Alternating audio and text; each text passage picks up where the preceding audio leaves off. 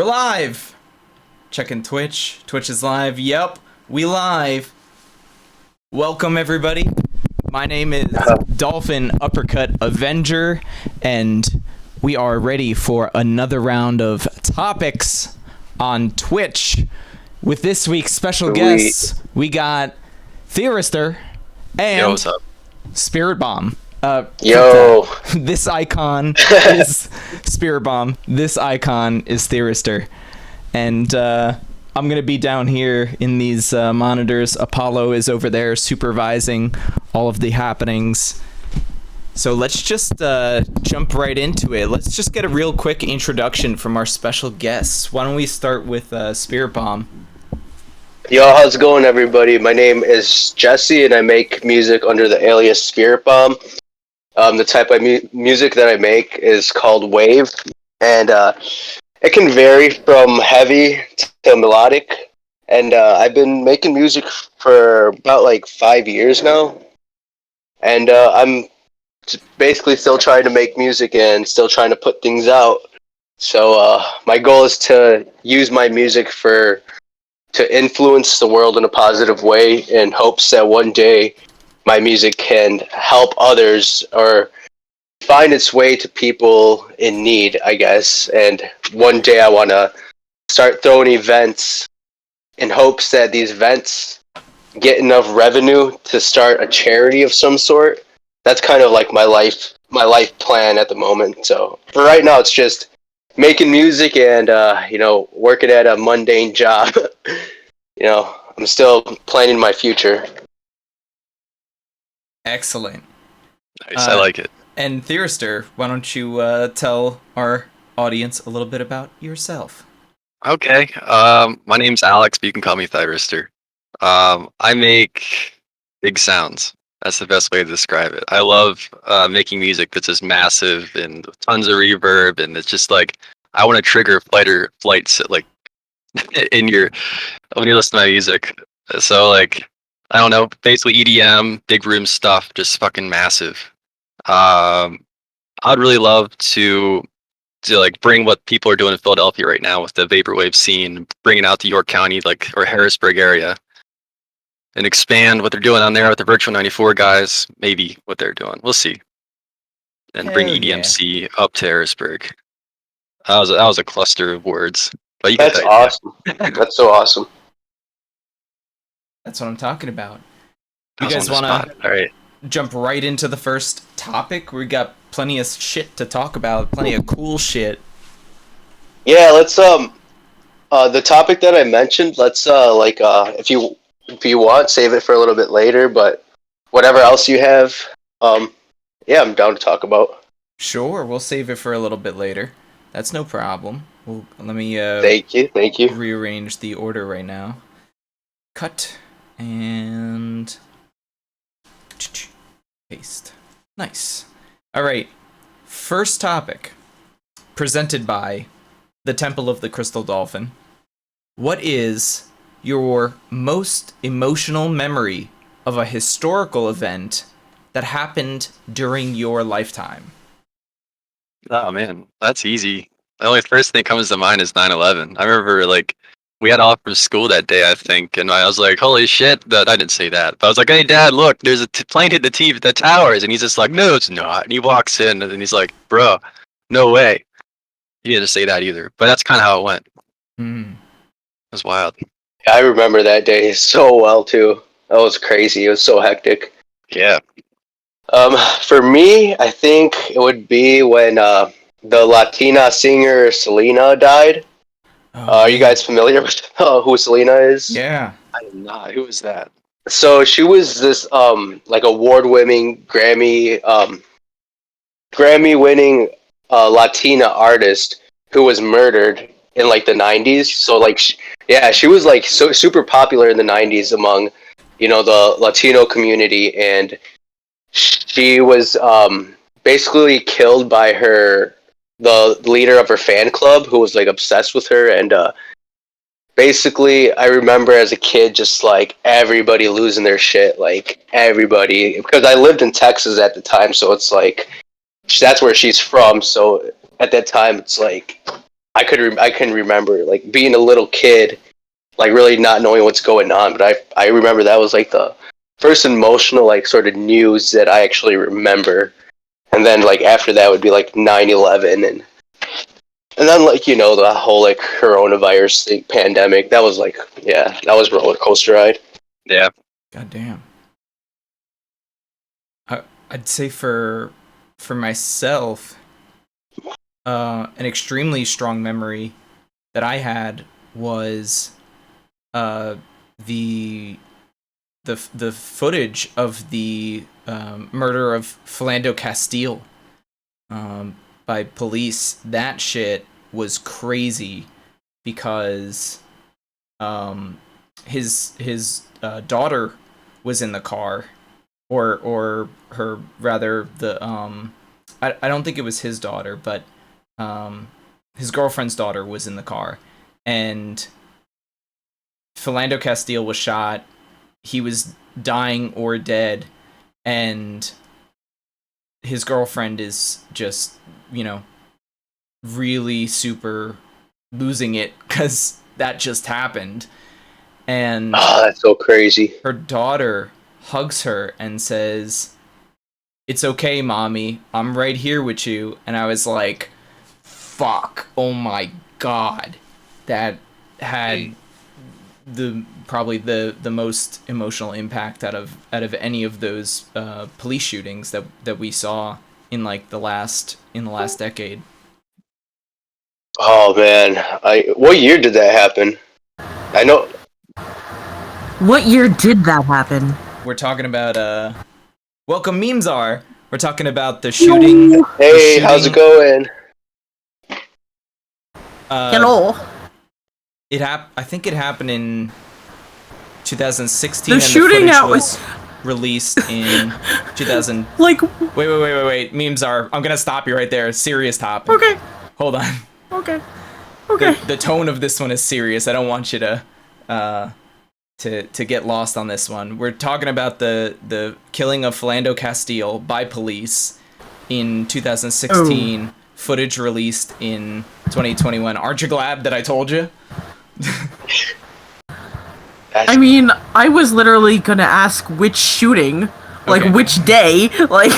Good. But yeah. So the question. That's super heavy. Heavy stuff. Yeah. The topic, Lumina, is what is your most emotional memory of a historical event that happened during your lifetime?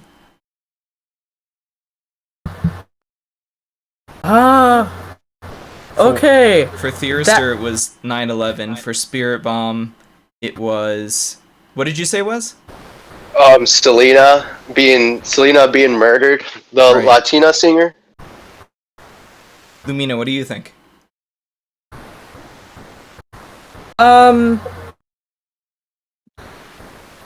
My most emotional event for a event that happened in my lifetime was getting hardcore pissed and like ranting to a teacher in our like current events class in high school when the Steubenville rape case happened, and I had been like hounding him for a solid like 2 weeks, like, we need to talk about Steubenville, and when like we finally did, he started the class by like showing a documentary about like people that went to jail for false rape accusations, and I was like, the whole point of why we needed to talk about Steubenville is right now the people that recovered the footage of a girl being assaulted by her classmates are potentially facing more jail time than the actual fucking rapists. Yeah. Wow, that's so crazy. Sounds like Texas right now. What teacher was... Wait, I'm not gonna even bother asking. It was... That's just absolutely absurd. I'm gonna ask you later. And fun fact, the hacksaws that recovered the footage and like the images that like the rapists were told like by their coach to delete and all this shit, they did wind up going to jail longer than any of the rapists. That's so fucked up. Yeah. That reminds me of the whole Danny Masterson case. Hyde from that '70s show. Right. Dude, Yeah. yeah, he like sexually assaulted some like women in the '90s, and they finally came up, and they're all like part of the Church of Scientology, and so like members of the Scientology were trying to keep them quiet, and were like threatening their whole livelihood if they were to go and tell. So yeah, that's just so crazy. Like that, some people, some like men in this world have that much power. Yeah, it should not be that way. I mean, like the rape theory is, yeah, basically what Lamina said. The whole thing with Texas too, what's going on with that bill, just to further prove that men have unreachable power in this country. It's just absurd. Yeah, that's so messed up. Yeah. Yeah. I definitely disagree with that whole thing. Like Texas is really fucked for doing that. Yeah. I agree.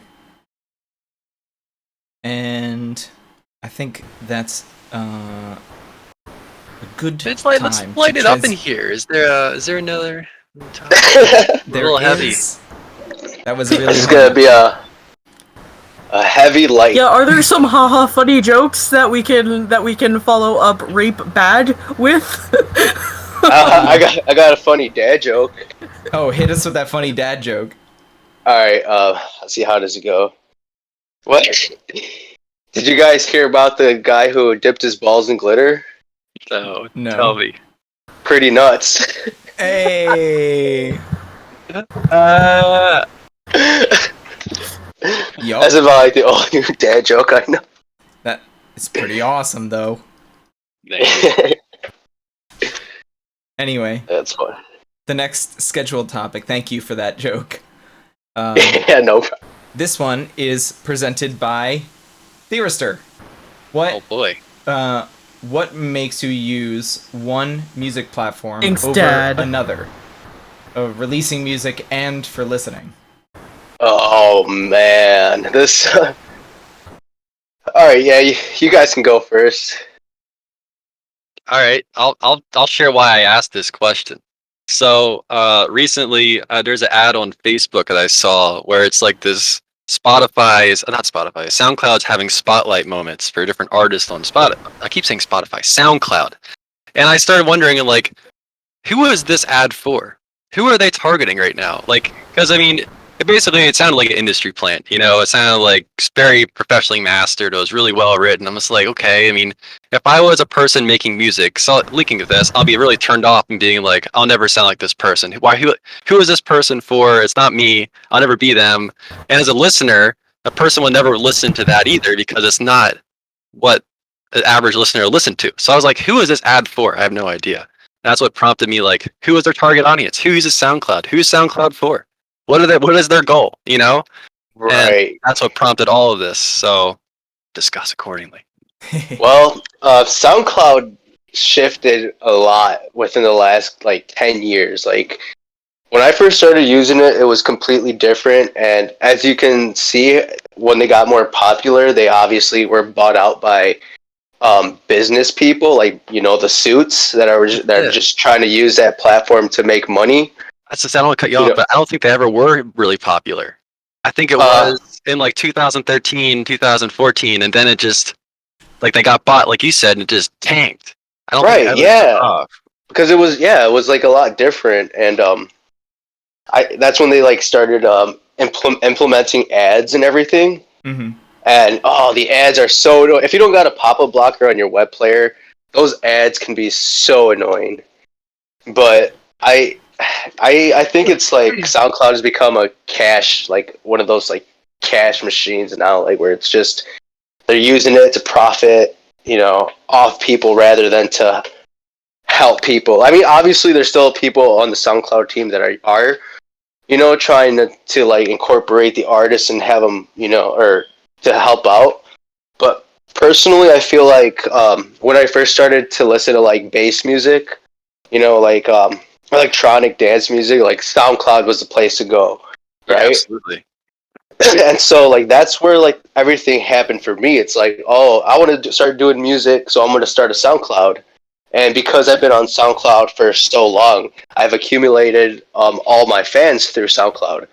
So that's why it's like it's like my basically like my predominantly like source of sharing my music, because I've been on there for so long and because I've gained like the most followers on SoundCloud throughout the years.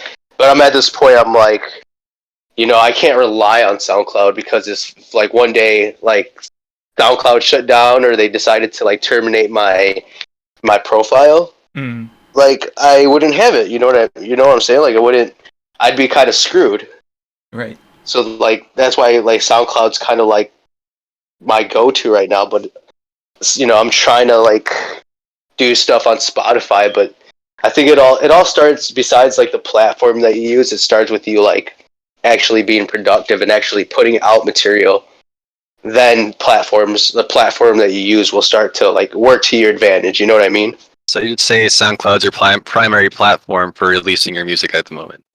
Right now it is, yeah. Only because I started on Spotify late, and it's so weird. Like it's like I have a lot of like people that listen to my music from Russia, and as soon as like Spotify became like legal in Russia, I had over like 1,000 followers, and then all of a sudden like a couple of weeks later they were all gone.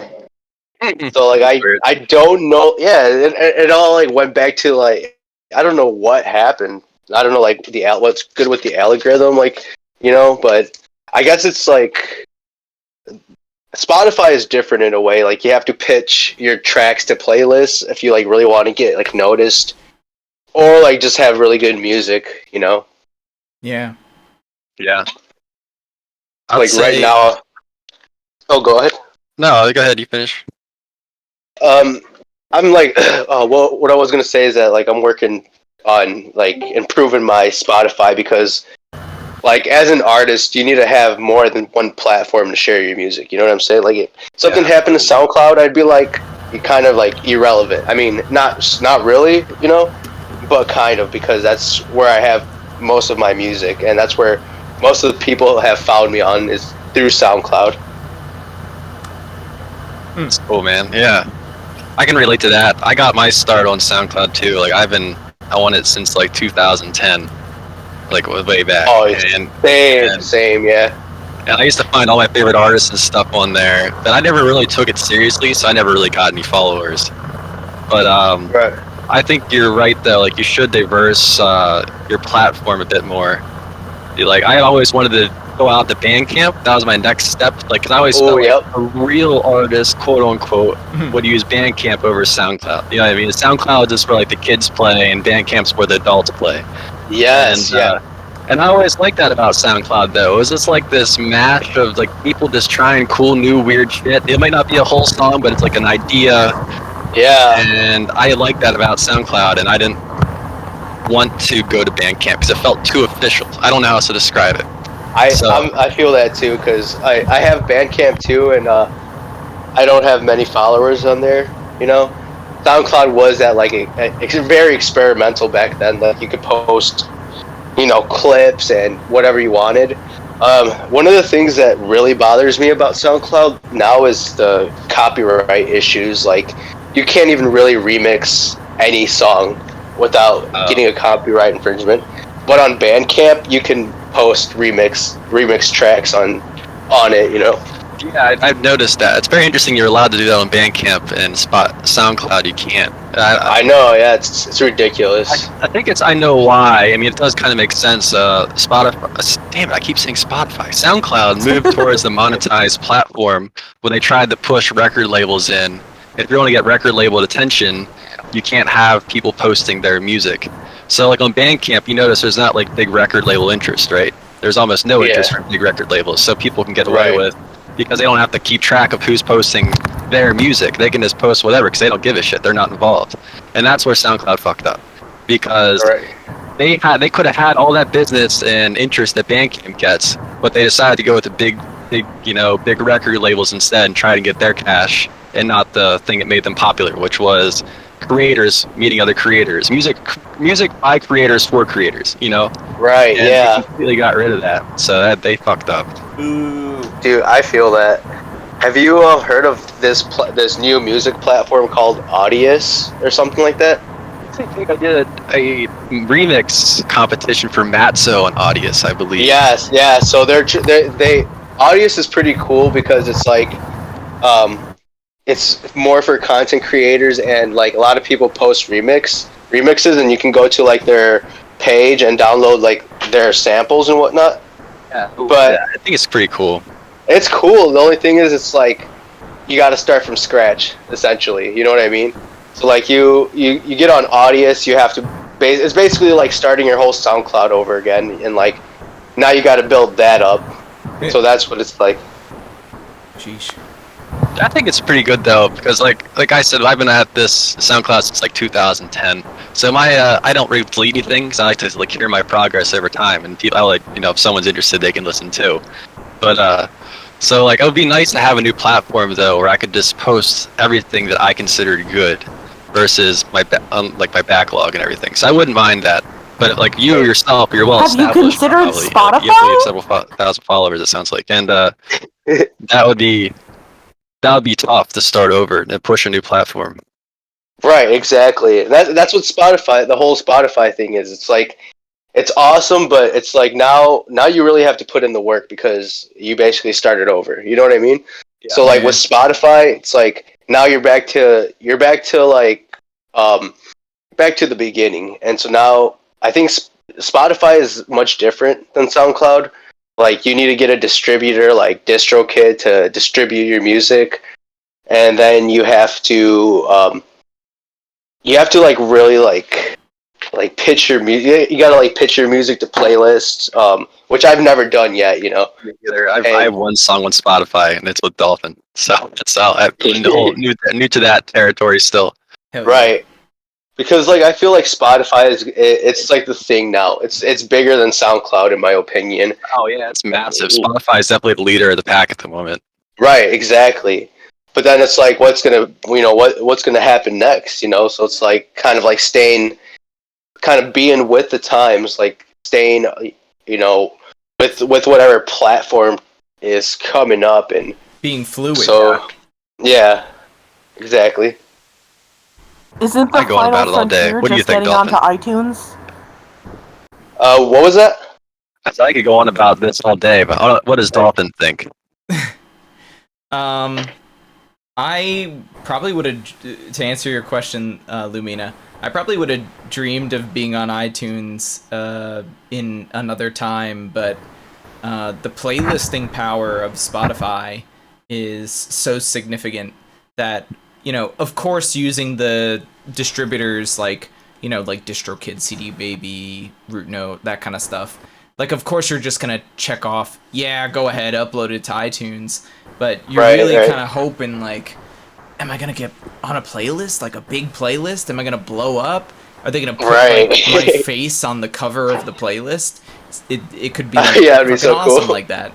And then also, so many people who can't afford to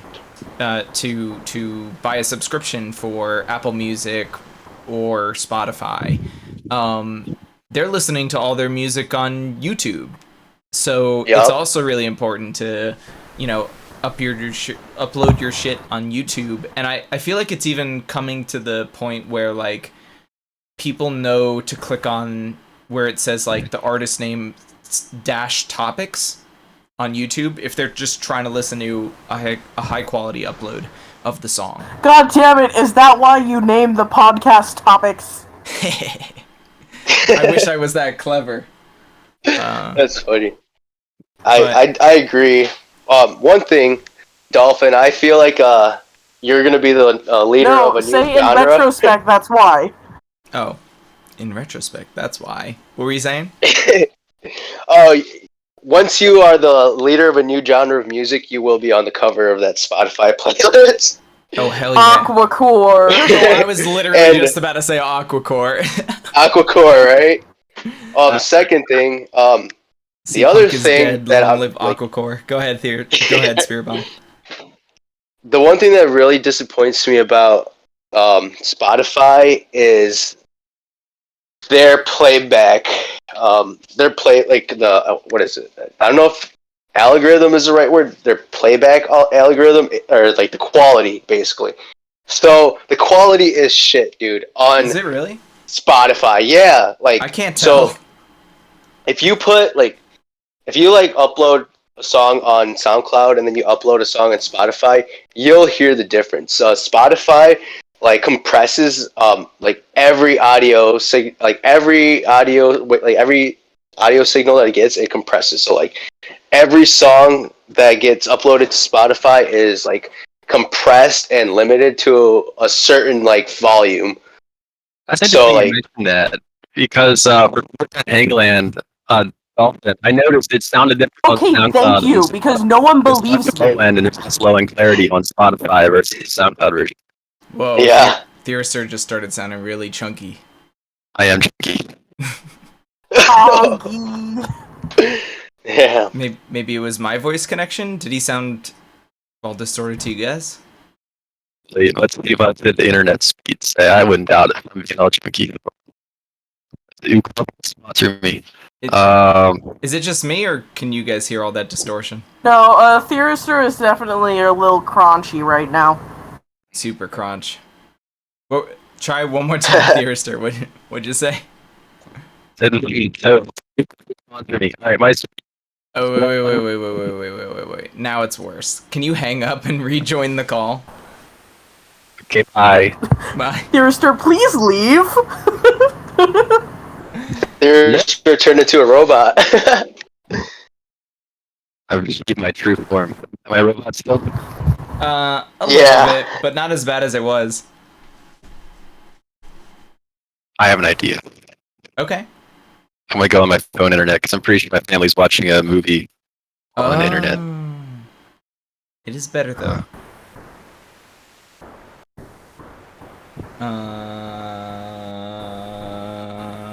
Amongst yourselves, it's okay. Come on. Okay. Well, anyway, I suppose, I think there might be ways on the topic that Thyristor was talking about, in terms of like compression and mastering on Spotify versus the other platforms. I have heard and watched videos about how if you want the absolute best quality out of your uploads, you do actually have to master to a different like LUFS. peak. Like yes, max it's called peak. LUFS. Are you familiar with it? So LUFS stands for loudness unit to full scale. So loudness unit to full scale. Mm-hmm. And now like everybody uses this like LUF FS standard to put out music. Like let's say like you're making a track, Right. and you're trying to keep it to like -8 LUFS basically. And I'm still so new to it.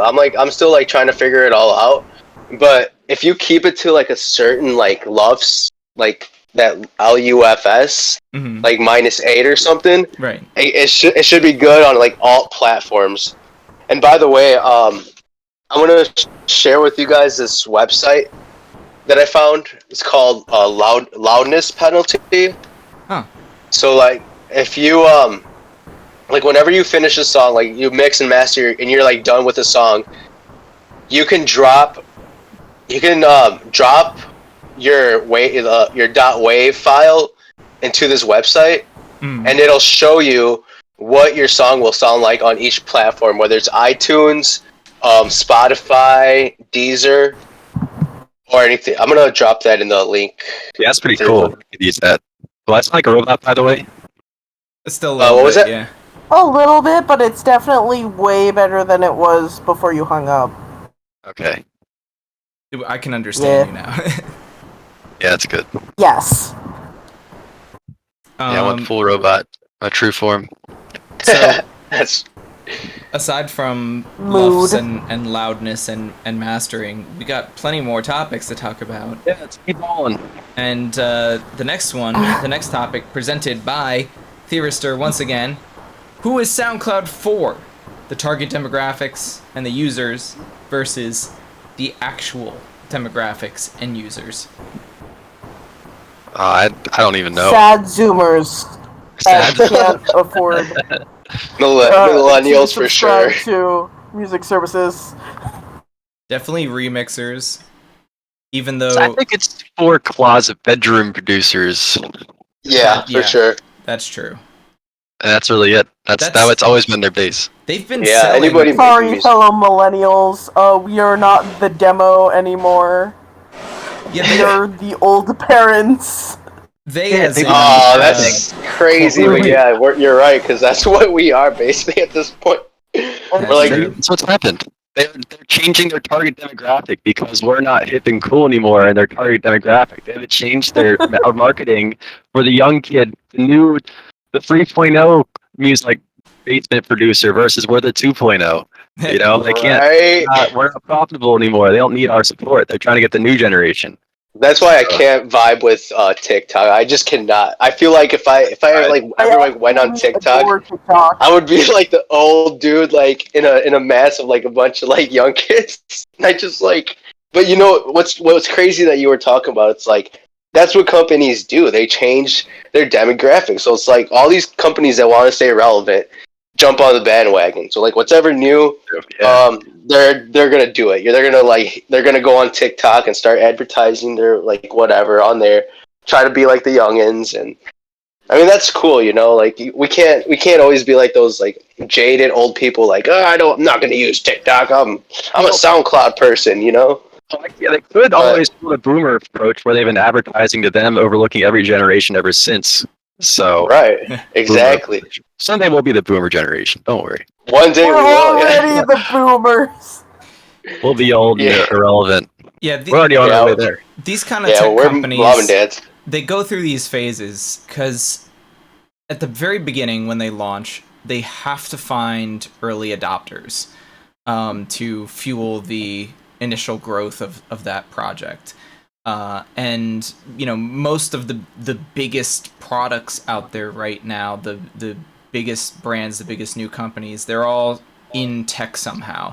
So they got to find early adopters to adopt the tech, and then after that, they have to find that first wave of people, and that's oftentimes going to be people who are, you know, looking for something new and something fresh, and you know, maybe they're not as gung-ho as the early adopters, but you know, that first wave is really important, and then you start to get like the masses jump on board, which is what we're seeing now with TikTok.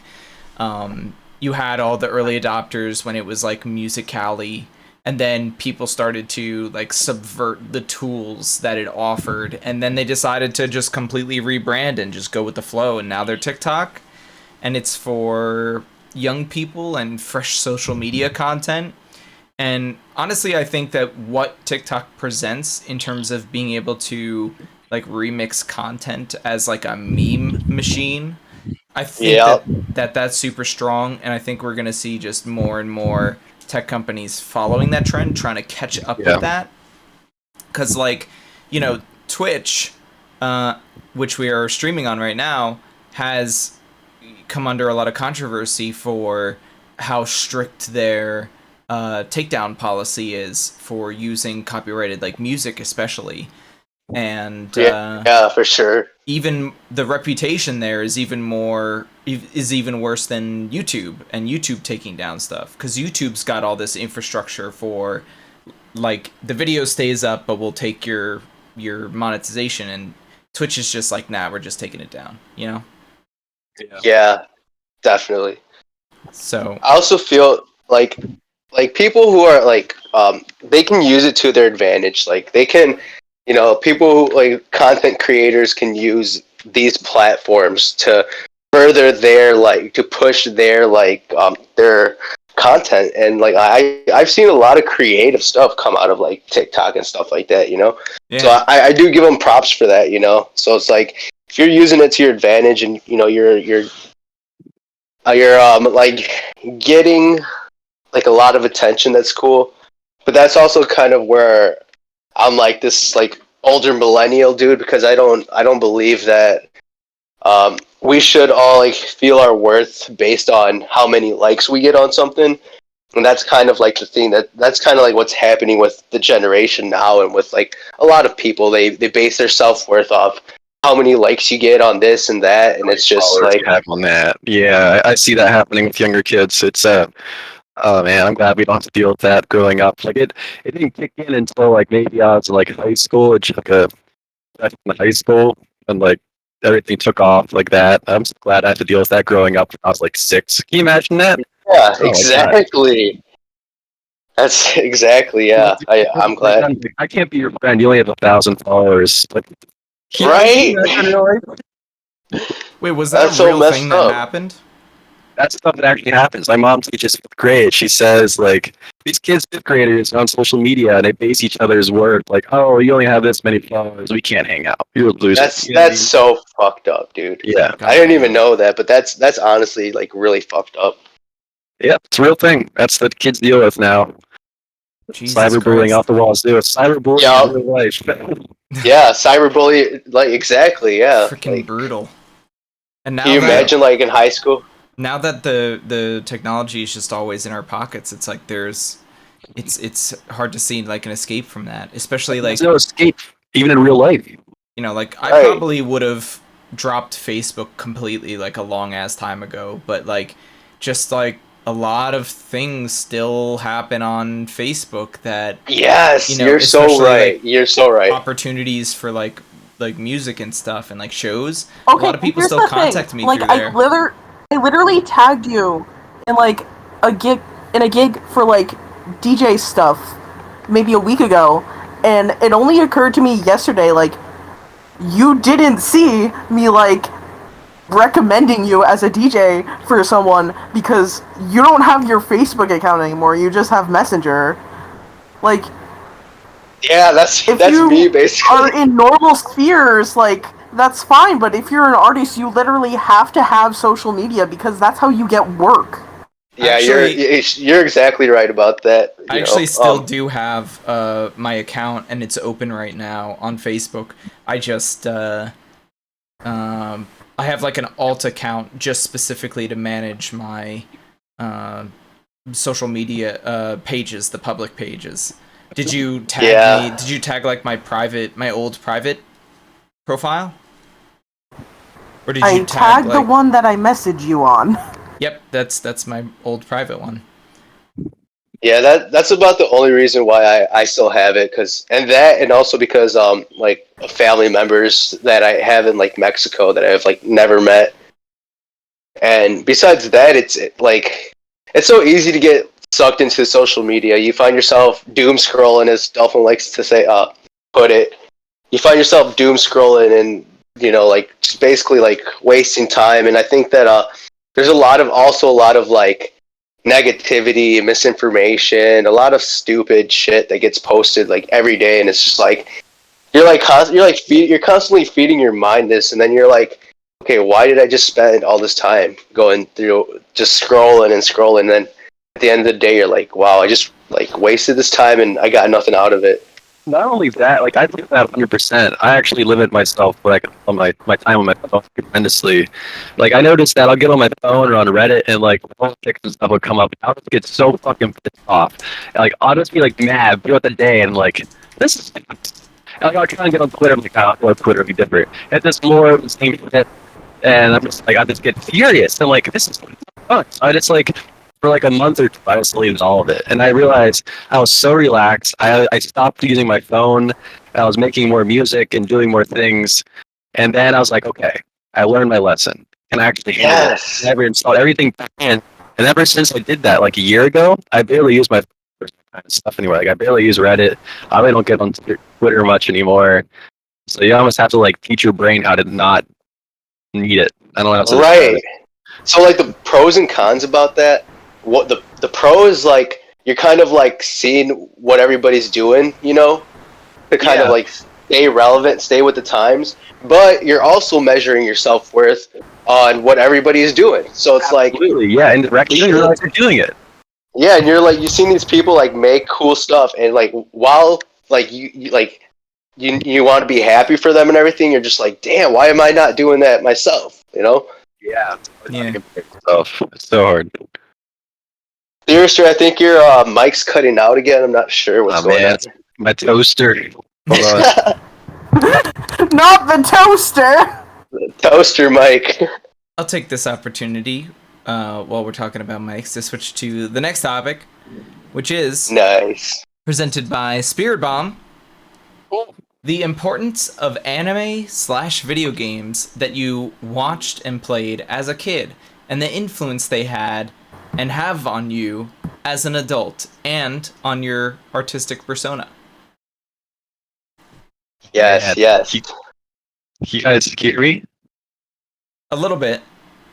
Okay, hold on. I'm gonna switch over to my phone to see if that helps. Hold on. Okay. I have a really good one for this. Hold on. Here we go. Come on. Awesome. You did. Hello? Hello? I'm here.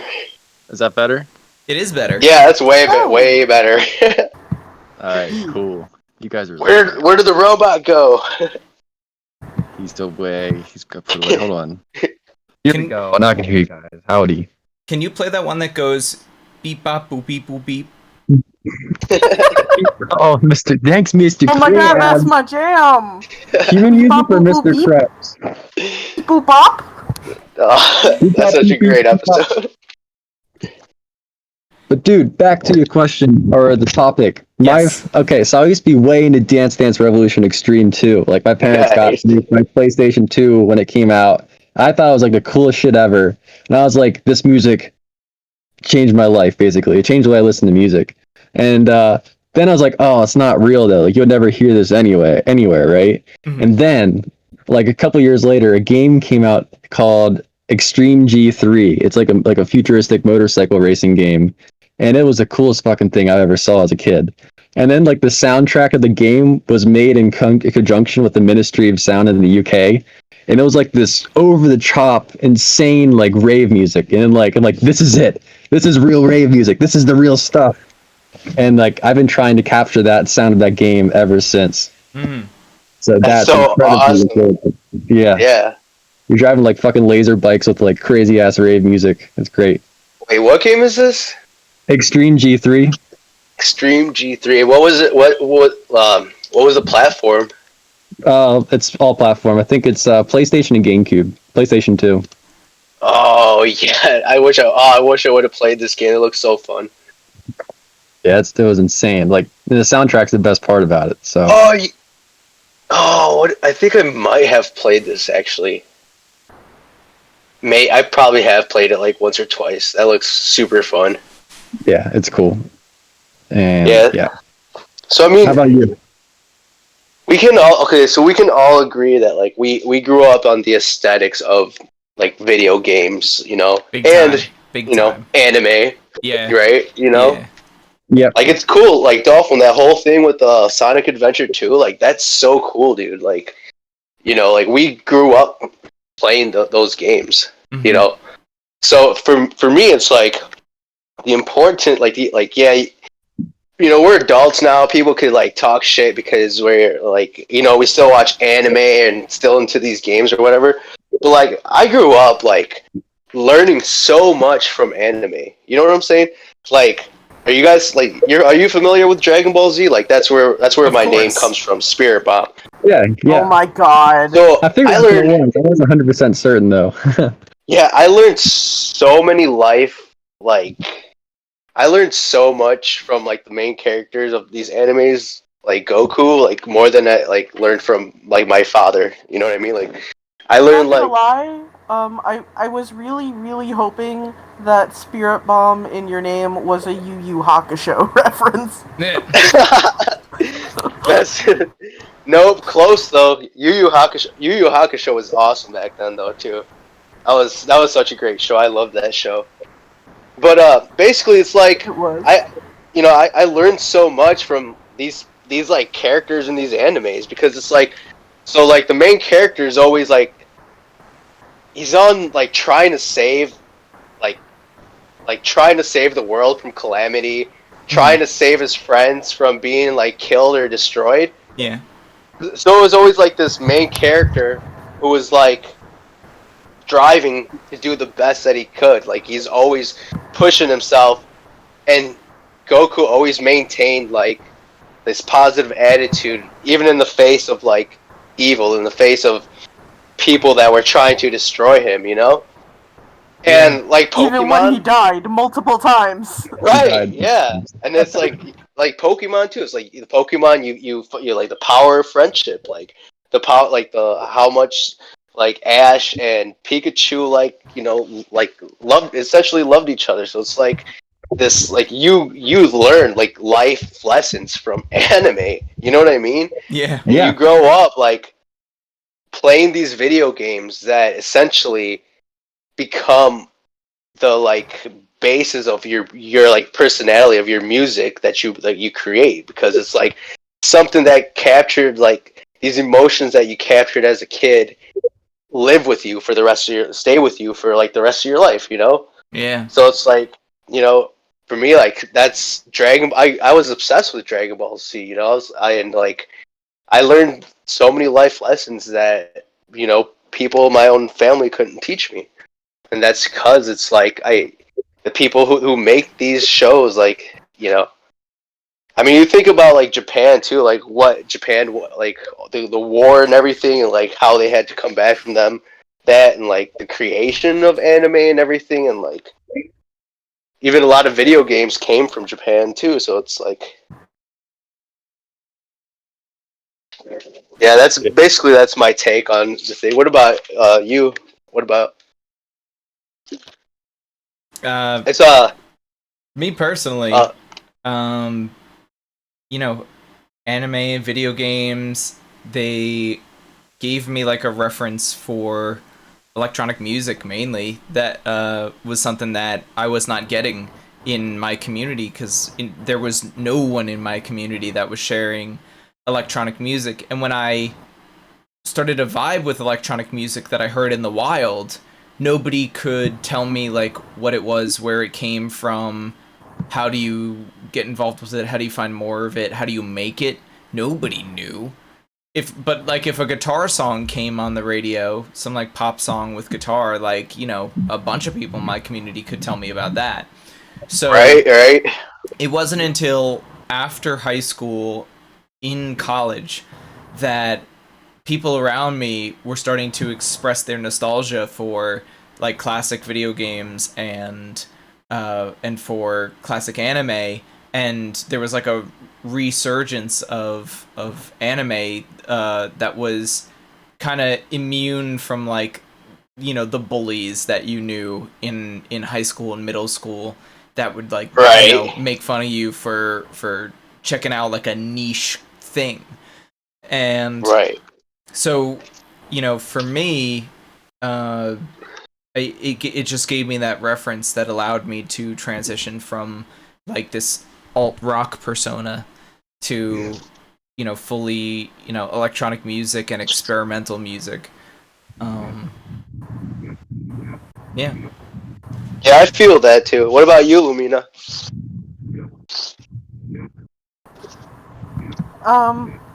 Well, not to be pretentious, but I was a gamer and a weeb before it was cool to be a gamer and a weeb. Nowadays, the kiddies get made fun of for not watching the anime.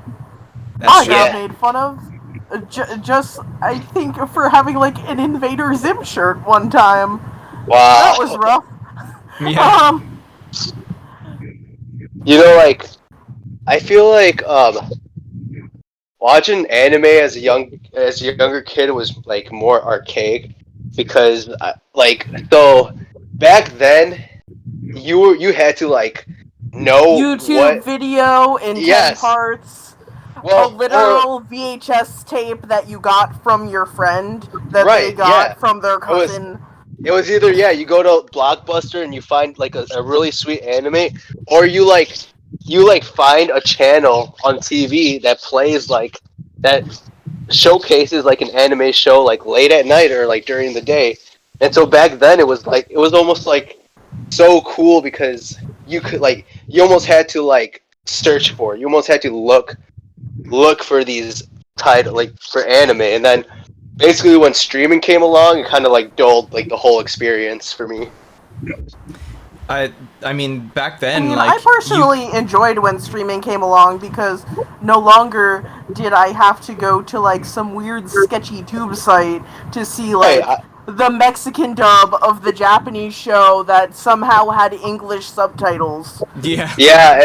And I actually I love that streaming came along too. Like, don't get me wrong, I'm glad that the whole streaming, like, I wouldn't have watched as many like titles as I have if it wasn't for like them starting to stream these, you know. But it was just like as a kid, it was more like an aesthetic, just like looking for this thing, you know. Oh, yeah. Personally, like, I know this isn't like specifically a video game, but like D&D had a really big influence on me, especially like in high school. Mm. And I was always a fan of like RPGs. Like I grew up with RPGs. Like I probably had more access to like video games and video game consoles than like most people my age, because like my dad, who like I'm not really close with anymore, but like he was a pretty adamant like gamer and stuff. Like he literally built my first computer with me when I was 8, and like Awesome. yeah, like RPGs were always an escape for me, and occasionally like I still try to live my life like it's an RPG. Like, am I a cool, helpful NPC for all my friends? Like, that's why I love Habitico, actually. Hell yeah. yeah. Right? I agree with that. You guys ready for a lightning round of topics? Yeah. Sure. We've got a bunch of... I'm very terrified that you put all of my suggestions in there and all of them back to back. This is going to be terrible. The next topic, presented by Lumina. The memes are: what, in your opinion, will be a nostalgic song played at weddings and school dances in 20 years? And the song must be less than a year old today. No, less than a year old. I don't think any song less today is me. WAP. Yeah, literally WAP. But like the radio edit of WAP playing at like the middle school dance. Yep. I was gonna say Party Rock Anthem, but that's not a year old. No, that would be like played like today at weddings today. Yeah, it'd probably be played forever, kind of like you know all the other wedding songs. Yeah. I can't think of a single song that's timeless at the moment. Me neither, honestly. Me neither. It's probably gonna be WAP, and it's gonna be that song that Lil Nas X just put out, where he was stripping in hell. Like, I think that's just it's gonna get lost in the winds of time. Yeah, that Okay, song's getting lost. Montano is a bop though. Yeah, like that's what I'm saying. Yeah, like how do you not get that stuck in your head for a solid 3 weeks? I honestly. People who are in 7th grade today that are getting married in 20 years, and, well, weddings definitely. School dances in 20 years? School dances pretty much just play, you know, whatever music was being played recently and when you were in 7th grade. Right, what's that? Get down now, y'all. And to the back. Yeah, like songs like time. that. Yeah. Songs like that, it's gotta be like Whack Ass Pussy is just that's the one that's gonna be the Cupid Shuffle in 20 years. You just call Wet Ass Pussy Whack Ass Pussy. My bad. I like that. I like that term too. That's why kids are gonna be twerking in 20. Oh God. Instead of doing think we will have ascended past the need for twerking in 20 years. I really hope so, but you never know. It's gonna probably be. It's gonna be something worse. Right. Is it gonna come back around to shuffling and Party Rock Anthem again? I hope so. That was a fun time. Anyway, I enjoyed that. next topic. presented again All right. by Lumina the Meme Czar. If you closed your eyes and woke up 5 years later in your perfect, successful dream life, what would it look like? What would you be, and what would you be doing? All right. Well, Thyristor, you can go first. My perfectly dreamed life. I'll live on the hills of Mount Hood in Portland, and I'll have nice friends in Philadelphia and New Jersey and stuff still, and have enough time and money to fly back and forth and hang out with them and do shows. Hell yeah. That'd really be it. That's awesome. So, What about you? What about you, Spirit? this is like something I mentioned like at the intro. So basically, there's a lot of turmoil going on in the world, a lot of crazy shit happening, a lot of people, helpless in situations that they can't get out of. We almost live in a perfect world. Things might be difficult at times for us. We might go through some downward things, but people are I know I'm going way off topic, but people are living in disastrous conditions. And basically, my perfect world would be if I woke up 5 years later, I would be throwing events, hosting events, and where a lot of people come to dance, to have a good time, and for half of those proceeds to go to a charity to help out people that are living in different parts of the world that are struggling and suffering, that's kind of that's kind of my main life goal. So if that could happen in 5 years, I'd be so happy, But that's kind of my whole aspiration is to one day use music, creativity, and some form of expression to help people that are struggling, because Yeah, I'm we with that. we don't live in a perfect world, but we don't have to worry about being bombed. We don't have to be worried about starving. We don't have to worry about all these things, dude. That people don't get a chance at all. They have to every day have to wake up wondering what their life is going to be like, whether they're going to even survive that day. You know? Absolutely. Yeah, very, very altruistic, that Spirit Bomb. I would love to be in a place Thanks. where I'm playing tours with huge ass LED video walls, and the crystal keytar is now on the market, and I too would like to contribute some of my proceeds to Spirit's funds. Right, and I'll be your LD, man. Hell yeah, dude. I'll be the visual and the lighting guy for your whole sets. Hell yeah. That's what I like. Anyway, Yeah. Lumina, did you have an answer? Sure. If I haven't graduated to actually being your tour manager, I think I'd be living in Canada in a cute little apartment with 2 or 3 cats. Aww. And maybe actually finish one of the 8 million books that just live on my computer, never to see the light of day. Nice. Well, I hope you have enough time to chill at your place and read your books in between Dolphin Uppercut Avenger tours with Spirit, and we'll bring Not Thyristor read too. my books, write my books. Oh, write your books, that I mean. Yeah. My bad. Next topic. Another one presented by Lumina, the Meme Czar. All gay threesomes are 100% homosexual, but all straight threesomes cannot be 100% heterosexual. Discuss. I agree. What? What? What? Oh, That was a loaded question. All right, I'm gonna have to think about this one. All right, say it one more time. It's on your screen in Discord. All gay Oh threesomes Hold on. are 100% homosexual, but all straight threesomes cannot be 100% heterosexual. Discuss. Would you like to elaborate? Well, yeah, if Okay, so if you're in a gay threesome, there are either 3 men or 3 women. if you're in a straight threesome, there are either 2 women and a man, or 2 men and a woman. Yep. Therefore, it is impossible for a straight threesome to be 100% heterosexual. Yeah, I mean, I guess you gotta be a little gay to do that, huh?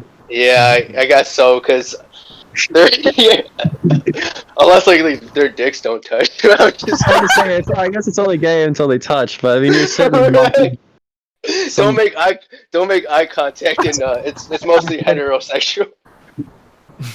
What?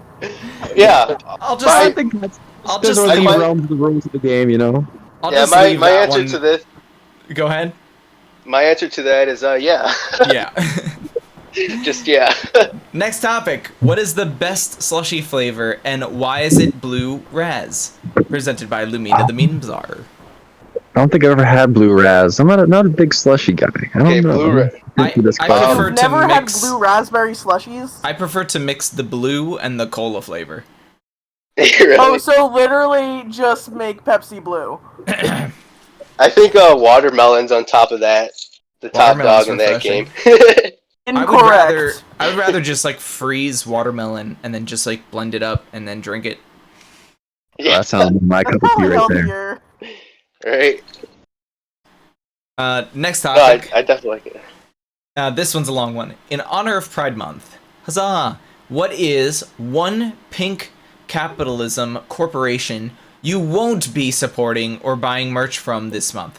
Shout out a queer creator you know to support instead. Example, instead of giving Urban Outfitters $30 for a bedazzled tie-dye rainbow crop top, which one of your homies can we buy a shirt from that gives money directly to a homo gay? Presented by Lumina the Meme Czar. Well, Deb. I won't be giving my money to any product that's, you know, trying to sell me on this, like, the rainbow stuff. You know, like, first of all, I don't have money for that. Second of all, I don't know if any of my artist friends, you know, end up coming out with like a really awesome homo gay product. I wouldn't mind buying something, especially if it's an enamel pin, because I love enamel pins, or if it's some like music on Bandcamp. I also love enamel pins. Yeah. If I'm supporting the creator directly, that's fine, but these mega corporations, they do this with everything, and it is kind of annoying. So I wouldn't be, I wouldn't be giving my money to that to them. I would You know? love Yeah. to, because They- part of this question is to shout out like a specific entity that you can buy Oh, merch I from know right one. now. I would love to shout out the NJ Skate Collective. So if you support skate and people in New Jersey, NJ Skate Collective on Instagram, here they are, NJ Skate Collective, that's their username. They sell like t-shirts and stickers and stuff like that, and the money that you contribute to their work or to their brand and stuff, it goes directly into providing resources for a very diverse demographic. Skaters in New Jersey, and they're super inclusive, so LGBTQ plus is huge for them. They're always doing outreach, they're always trying to lend out quad skates and stuff like that. So if you want to buy merch from one of my friends, the whole team at NJ Skate Collective, they definitely deserve your support. What about you guys? That's really cool. Do you guys have any ideas? I have one. What do you got? So I've been following them on SoundCloud for I don't even know how long. So just like probably since 2010, I think. Wow. And they go by on SoundCloud Himiro Mansion, or I think it's Joe Himiro now, or Magic is their other alias.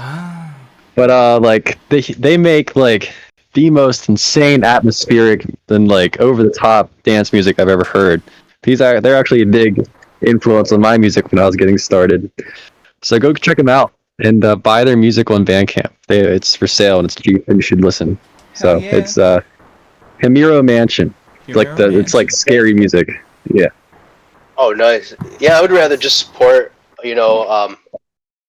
trans and queer people from the industry, or not from the industry, but from like the music, the whole like music, or like the whole type of music that I make. Because the type of music that we make is very inclusive, and so I'd rather just like put my money towards buying their music rather than giving it to some corporation. Yeah. Definitely. Yeah, and also I refuse to go to Chick-fil-A. I haven't bought anything from Chick-fil-A in like 5 years now. Once I found out they're the leading supporters for removing LGBT laws in America. So fuck Chick-fil-A. Wow. Shit. I didn't even realize it was that deep. Yo, they are them and one other company that's is like the literally leading why force there's behind it. no Chick-fil-A's in our county, Dolphin. Well, there is one in they're in the malls, and there's one in Howell, but Howell is Howell. It's very culturally isolated. Well, that's your fun fact for the day. But yeah, Chick-fil-A is the leading force and basically lobbying to remove LGBT rights in the workplace, especially in America. So yeah, Chick-fil-A and that My Pillow guy. Oh, fuck that guy. Yeah, fuck that guy. Fuck that guy for sure. Anyway, next topic. Another from Lumina. The memes are: did you skip leg day this week? You should have mixed them. Don't lie. We'll Why know if are you all lie. of mine in a row? Did you skip That's leg all right. day this week? Did you do it? I skip leg day every day for the past year. Leg day fucking sucks. I used to do cardio all the time and ride my bike, and then one day I was like, this sucks. So I do exclusively push-up, pull-ups, and abs now, and upper body. I skipped leg day today. So. That's so funny because I actually did leg day today, right before this whole stream. I rollerbladed today, and there were a lot of squats and jumps involved there, so I'm good. I'm covered. Right? I'm covered. I went too. golfing last Saturday, and my legs hurt so bad. Still today, I'm like, oh my god, I'm never doing anything with my legs ever again. You end up in a wheelchair, like, Next topic, I had presented leg day by... on Tuesday, and my leggies have finally recovered that I don't feel weird walking today. Oh, I hate that feeling. I'm happy for you. Yeah. Right. Next topic, presented by Lumina. The memes are: what are your opinions on the emo renaissance of the 2020s, i.e. the roaring 20s? Cool. The roaring 20s. The W. Yeah. W. I'm with it. I would love to see some emo themed vaporwave. I think that'd be sick as fuck. Or some Definitely. I would love to combine emo with... I've been listening to a lot of Big Beat recently, so the Prodigy, Fatboy Slim, the Jet Set Radio soundtrack. So nice. If there was like a emo Big Beat, that would be sick as fuck. I support the emo renaissance. So I'm huge into like that whole culture.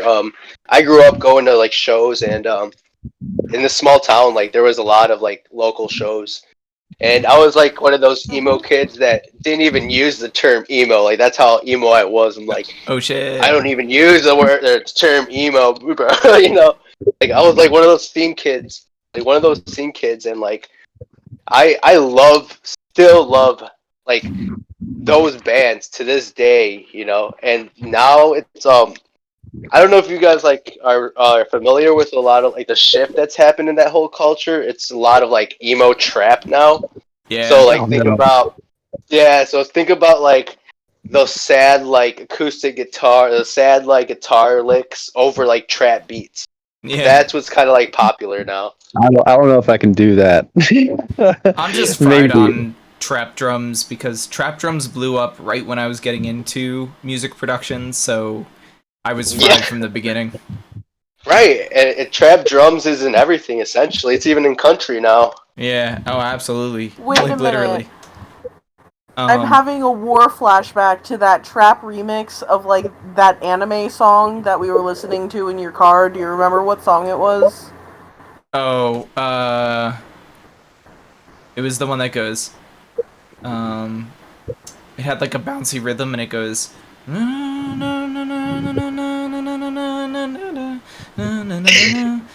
That one, that melody.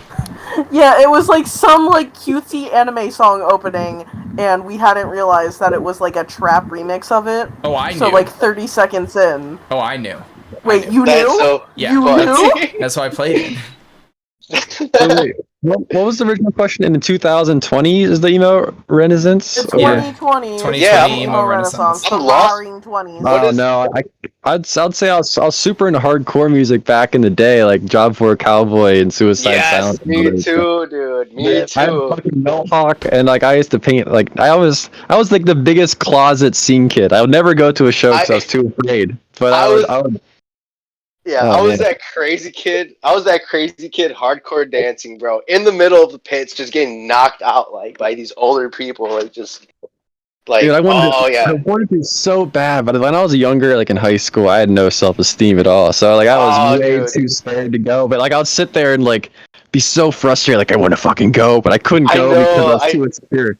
But like, and Yeah, my friends were into it. I was the only person that I was didn't into get it. into So hardcore until I was like 21, but like, holy shit.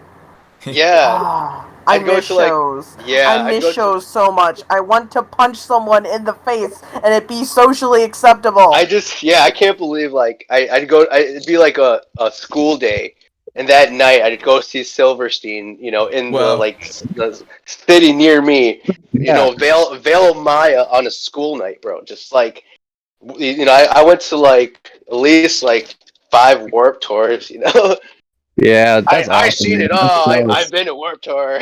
I gotta shout out I'm that the old. craziest 2 mosh pits that I was ever in. One was for Amberlin opening for Switchfoot, which was crazy, and the second one Nice. was Real Friends in like 2016, 2017. I love that album Oh, that cool. they put out, and but that they I'm were sorry, like from but I like the can't late imagine 2010s. They're A not pit even at a from the Switchfoot concert. yeah, they Me were neither. crazy. It was like even the bouncers who were like, "Yeah, Switchfoot has came to this venue like plenty of times before, and it's never been like this." But it was in Philadelphia. Philadelphia's Oh, wild.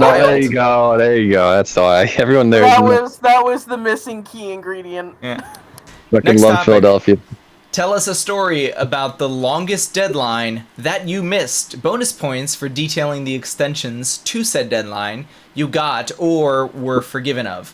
Was that project ever completed? How long past the deadline did the client company give, if they did? I'd haven't. I'm a good Mine, boy.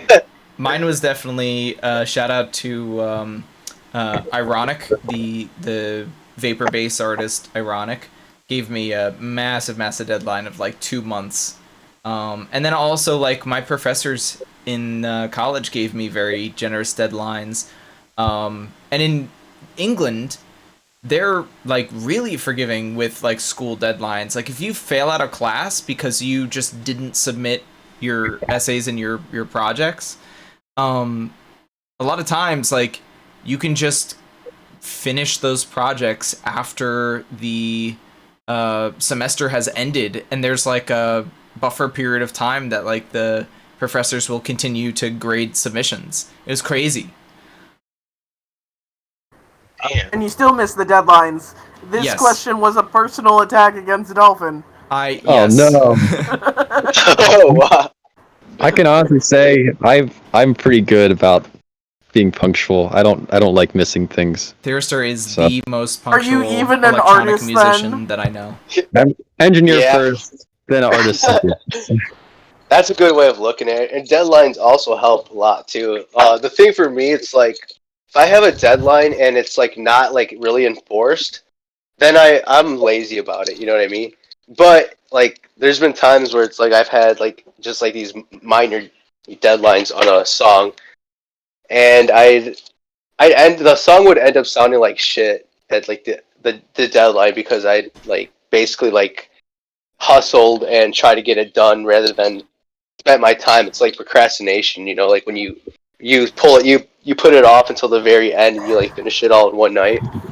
I don't know how you guys do. I can't stand that. Like that literally drives me insane. I'm like, so for the comp that's coming out, the Sonic SA2 comp that's coming out, I literally the day I think Dolphin announced that was happening, I finished my remix the following week. And Yeah. like I can't not work on it. I love getting it done early so I can just sit back, relax, and enjoy it, listen to it a couple times, and then send it. I don't know. I think that's far more relaxing. It is, yeah. What's it like being a functional neurotypical person? I think I'm functional. Good for you. I wish I was a functional person, like 24/7. Me too. Like, there's just days where it's like you wake up and then like you're like, what is life? You know, you're like, what is life? And then you sit at your computer like figuring out what you're going to do, and it's like your mind just goes blank. Like that's what it's like for me. But if I was a functional person, I think I'd be like up in the morning, you know, all day, like just like getting things done like all day, and like there's a lot of people like that, but it takes a lot of a lot of willpower, you know.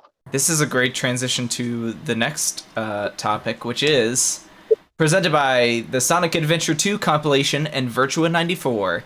How does the theme music of Sonic Adventure 2 reflect the character arcs?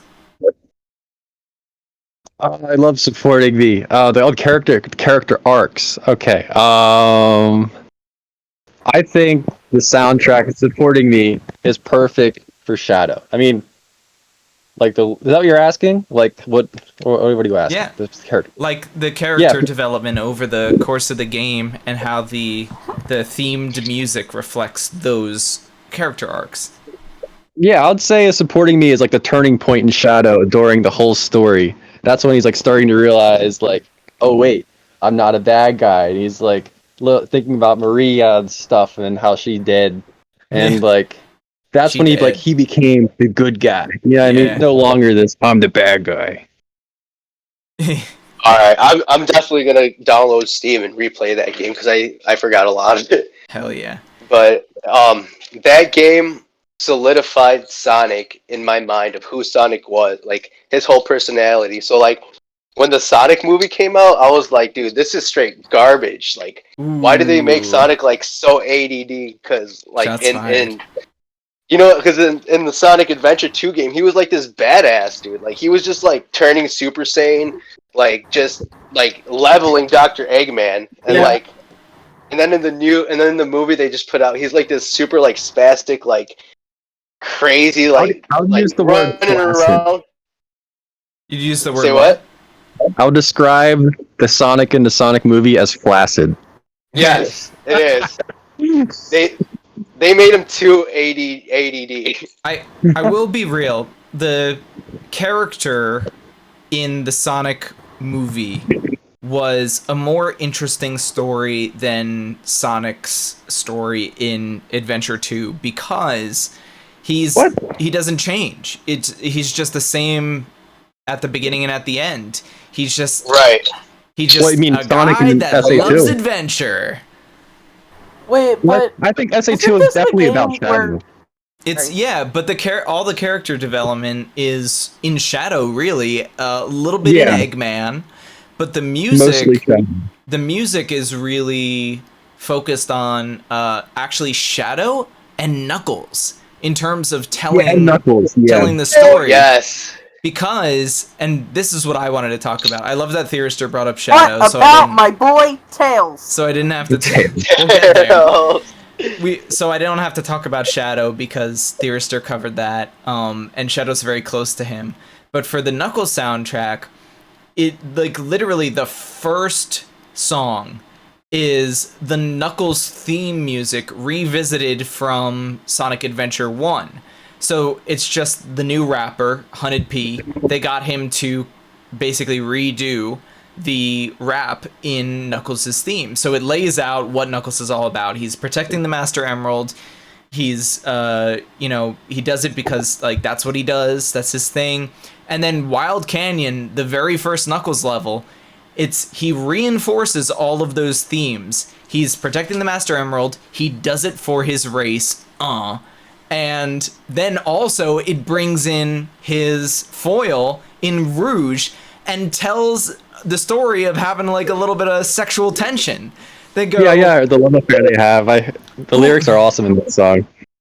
he goes, my emerald's gone. Who could have did this? That snitch named Rouge. When I catch her, I'ma get her with these tools. And then he's like, earlier in the song, he says, who could have done this? That's the double-crossed spy thief that's out for my jewels. I'm feeling her in mysterious ways. That's why I stay on point like every single day. I gotta protect this place. I do it for my race. So it's like, he goes, he says, he even says that she's sexy. He says, because I'm covering it for the album. I had to memorize it so I could perform it. He even says in the song, he goes, yeah, Rouge, she's sexy and smooth. And I'm like, oh man, they literally laid out that there's sexual tension between them. Bro, I had a crush on Rouge as a kid, no joke. Big titty goth bat girlfriend. Spirit Bomb is a confirmed furry. Just flapping wing titties. Well, that's when like it was like super pixelated and like the boobs were pointy, but you know, I was still a Like kid. that CRT. Yeah, like, just like the whole idea of her was hot, and I'm like, yeah, she's hot. Yeah, I mean, that was the whole point. They were like, she's hot and she's gonna tempt Knuckles. They have that scene at the end where he saves her from falling into the lava in Meteor Herd. And then he throws her into the lava anyway for trying to steal his virginity. No, he doesn't actually. Oh wait, never mind. Sorry. That's in the director's cut version of the game. Oh my god. Anyway, That's so funny. But further, they develop Knuckles' character in the lyrics of the Knuckles raps in Death Chamber, where the other stages is largely focused on like the theme of the level that he's in and kind of like telling the story of Knuckles just navigating that interesting environment.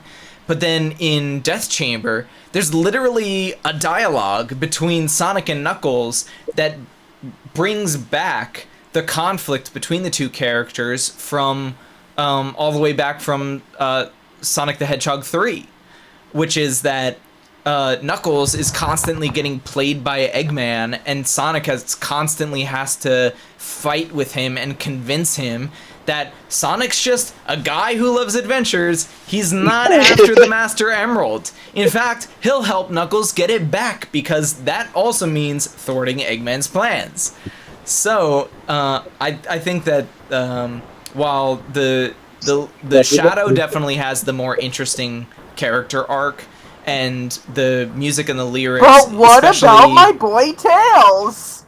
Tails just has a theme song that says that he's just trying to do his best and live up to Sonic's expectation. That's the only character development. He's just a Sonic follower. What about the subtext that he's in love with Sonic? Yeah, of course. He follows Sonic since the very first game that he was in with Sonic. That's a given.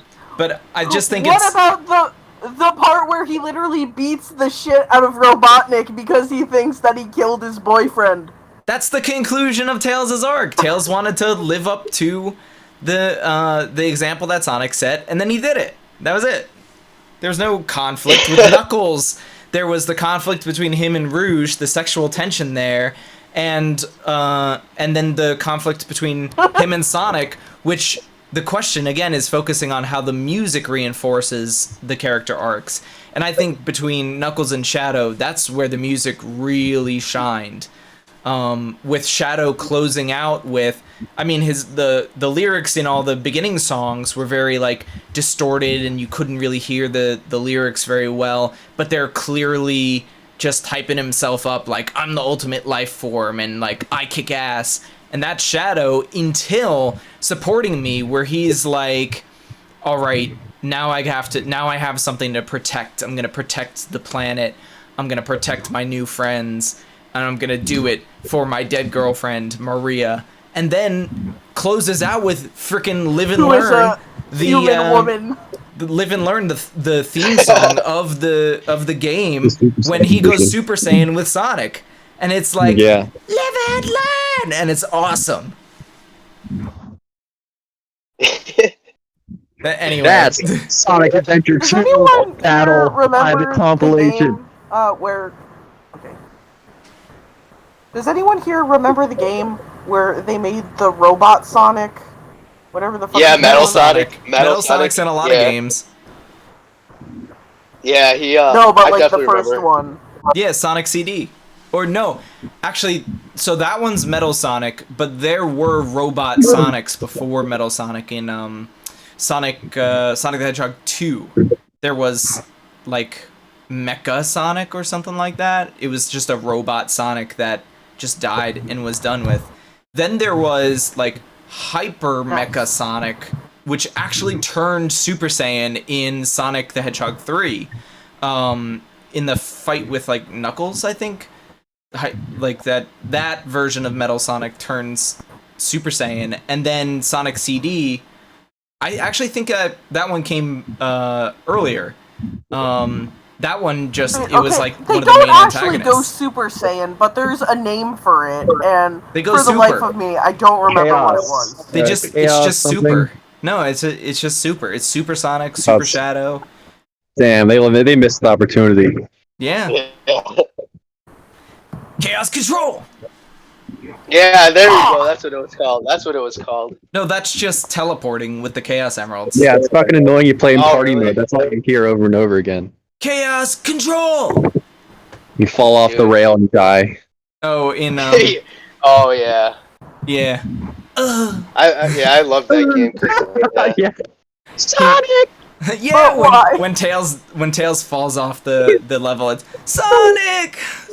Yeah, exactly. Yeah, right. Exactly. Yeah, that's how he sounded. Oh, and when Shadow falls, when he falls off the platform into the endless pit. Yeah, Maria. That's so funny. And Sonic just goes. Ugh. Very Sonic. Ah, good Right. game. Yeah. Cool comp. That's I'm Anyway. excited for it. That's all of the topics that we had scheduled. Oh God, I don't want this screen up. Jesus. Yeah, That was see, so whatever. many topics. It was a lot of topics. We really did a good job blasting through. yeah, that was great. We At the speed great of sound. conversation with you all. Yeah, Is Sonic yeah. Adventure 2 free? Is that free on Steam? I don't know. It can be Probably if you not. look in the right places. Not on Steam. Really? Just get yourself get like the Dolphin emulator. Haha, hi Dolphin. And then get yourself the Nintendo GameCube ISO, and you got it. You got it. Hell yeah. All right. I'm gonna have to revisit the days of emulators. Yep, fun stuff. And That's anyway, funny. so that's it for topics for tonight. I'm hungry as fuck, and I Go gotta eat food. some food. So Eat I gotta get the food. I always give the last word to my special guests. So we'll do it in alphabetical order. Spirit Bomb, why don't you give your final word if you wanna direct anybody to any of your music or social media, and then Thyristor after you. Oh yeah, so I wanted to ask about what you guys are doing with the track Supporting Me? It's going on the compilation. Thyristor did a kick-ass job with that. I laid down some vocals for him, and it sounds awesome. But yeah, no other plans than putting it onto the compilation. I'm sure we'll come up with some multimedia for it. Yeah, I definitely wanted to also maybe possibly do a collab. Hell yeah. On what? You know, a collab with Oh. either one, with either one of you. A collaboration. I was thinking that too, man. I was actually listening some of your stuff on SoundCloud, and I would very much like to collab with what you got going as well. Dude. I don't want to steal your spotlight. I have another announcement then too, but I'll let you finish up. But I was just gonna say, you're a lot of the what you're making. I was really I really like this track Supporting Me with Dolphin. It sounds a lot like stuff I make. So I definitely think like working on a collab would definitely be like in our interest, like for fun Yeah, I or think so. whatever. I'm on You know, board. and Dolphin's a very creative person, and I'm Thanks. so glad to have met you guys. Like to be included in doing whatever. The final words is just keep working on yourselves. I'm trying to work on myself too. I have some down days sometimes, but I think it's important for us to keep pushing ourselves in whatever we do.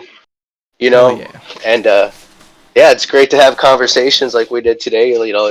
Kind of there are some serious topics, but there's also some topics that we could sit back and laugh, and it's just great.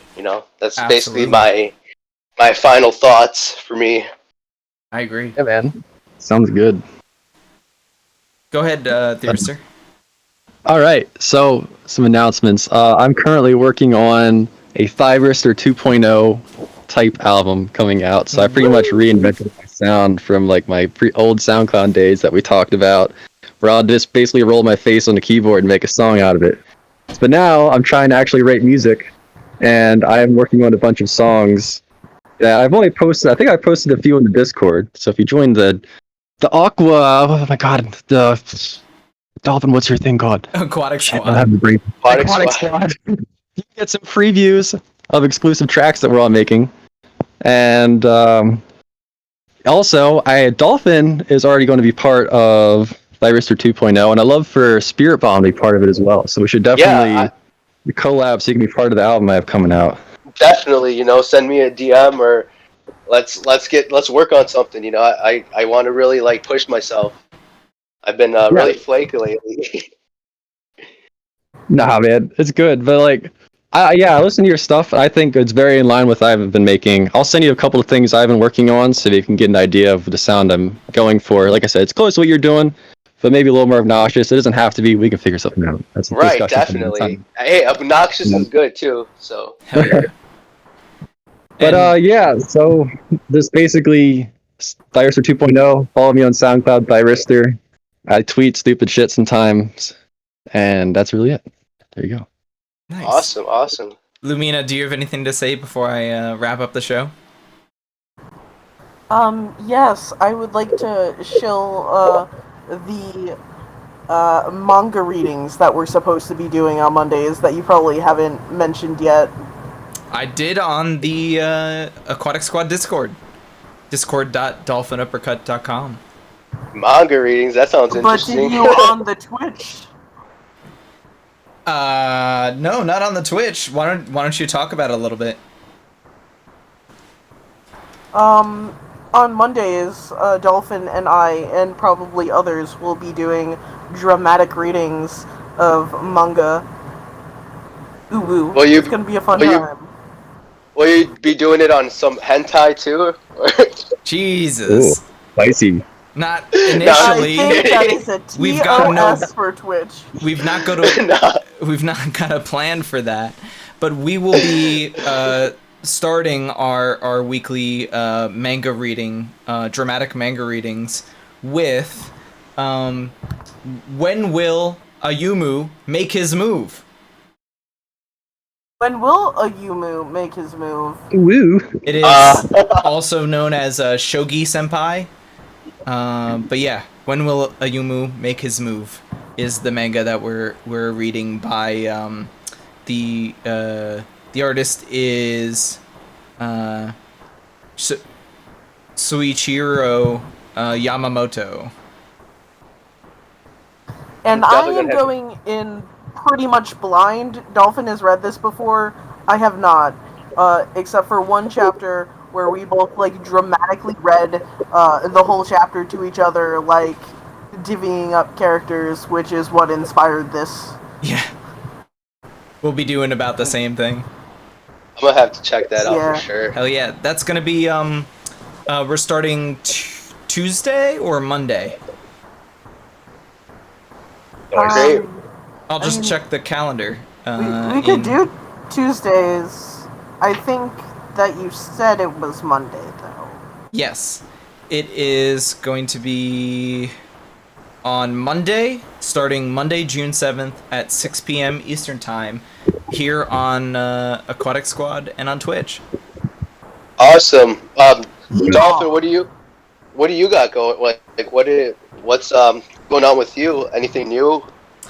I am excited for SA2 comp, and I will be working on the Crystal Guitar, coming out with some enamel pins soon for some merch. Oh, nice. I definitely want one of those. Oh yeah, you guys are gonna get some Hex Angel enamel pins. More updates sweet. on the Crystal Guitar soon, and more updates on an album, a 2021 album from Dolphin Uppercut Avenger. Which Nice. technically is your first Oh, that's awesome. I released can't wait. full album. Yeah, it will be. Right? You're right. I want to take you back one, Dolphin, real quick. I forgot to fucking announce. I'm making stickers and a shirt. If you want Hell one, just let yeah. me know. Oh, nice. That's really I cool. want That's some. pretty important. I didn't mean to steal that, but yeah, I forgot to say that. I'm sorry. I want some. Wait, I'm glad yeah. you mentioned it. I like stickers. If you Yeah, want one, just same email here. me. I'll send one to you. So, Hell Really? yeah. For free? OMG. for free. Yeah, the postage Really? isn't too much. Yeah, for free. Seriously. I'm not even kidding. So, Plus $19.95 shipping and handling. they'll come in an envelope. That's all you get. That's funny. Okay. Yeah, CBDM, you get a sticker. Shirts, we'll figure that out. But Dolphin, what kind of album you making? Oh man, it's just gonna be the most Dolphin album that you've ever heard. It's gonna pull from vaporwave and classic EDM, house music, trance music, new age, ambient. It's gonna be dramatic. It's gonna tell a story. It's gonna be big and bombastic. I'm basically trying to make this into like an EDM opera, basically. Ooh. But leaning Oh, that heavy sounds awesome. into the aesthetics of our scene. The most cutting edge 2021 music that I can handle by myself, my computer, and my guitar, and an SM58 microphone. Well, That's all 3 years awesome, was bro. incredible, so I'm very excited to hear what you come up with. Hell yeah. It's I haven't heard anything like what it's gonna sound like, so it's not easy to describe it, but like a vast EDM opera is the best way I could say it. Any idea when it's going to be, or just sometime 2021? By the end of 2021, I want to have it out. So right. I'm gonna probably be Quarter finishing. four. Quarter 4. I'm gonna be finishing it Bankers. by August. By August, it'll be done. Well, I'm very excited. Awesome. Yeah, I'm excited too. Hell yeah! I'm Wait glad a you guys are minute. excited. August isn't quarter 4. No, but it won't be August published. is quarter 3. I don't know when it will be published. Published. Oh, I'm not a wow. banker, It's I being don't know. punished immediately, just for the concept. That's so funny. All right, guys. Thank Oh, my you. goodness. Thank you so much to everybody out there, everybody on Discord, everybody in the Twitch chat. Y'all are beautiful and blessed people, sending you mad aquatic blessings for a restful and peaceful evening, and for ultimate victory on your Friday. Bye! It's Thursday, my dude. Yeah, Spirit Bomb. We'll stay in touch. I'll message you then. Yeah, definitely. Thanks, everybody. And let's stay in touch. And it was nice meeting you, Lumina.